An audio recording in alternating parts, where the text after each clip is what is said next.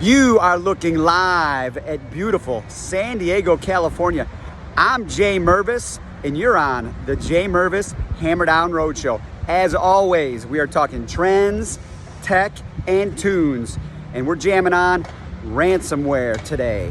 Ransomware affects hospital systems and their data. Did you know that there were 300 plus ransomware attacks in 2021 in hospital systems? So far this year alone, there are over 700 plus ransomware attacks in health systems, and we're only through June, halfway through July. Can you believe that that would happen in this country? Oh my gosh, you are looking live in San Diego, California. My name is Jay Mervis. That's my partner in crime, Eric Wnuck. We're out at the AHA National Show here in San Diego. We had a great show, but I wanted to get this out there. So we talk trends, tech, and tunes.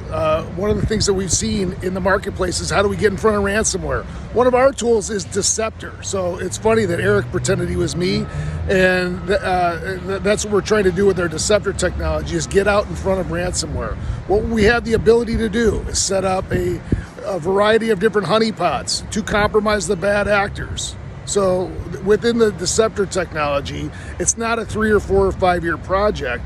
It is an immediate return on investment. It'll take longer to order it. But what we have the ability to do is get in front of ransomware.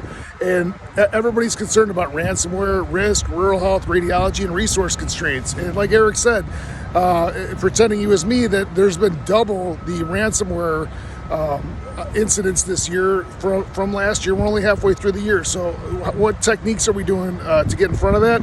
Deceptor is part of our portfolio that's in the Gartner Magic Quadrant leading effort to go and get that cybersecurity mesh architecture as well. So when we talk Deceptor, it's a great way for us to start putting together countermeasures to be proactive and get in front of ransomware and address the risk and resource constraints. I want to transition over to tunes. We're in San Diego, and one of my favorite bands that cut their teeth here in San Diego was Stone Temple Pilots. And Stone Temple Pilots has, I believe, a dozen commercially available albums. They've been awesome.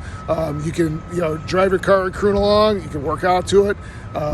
Going back to the early 90s, awesome stuff.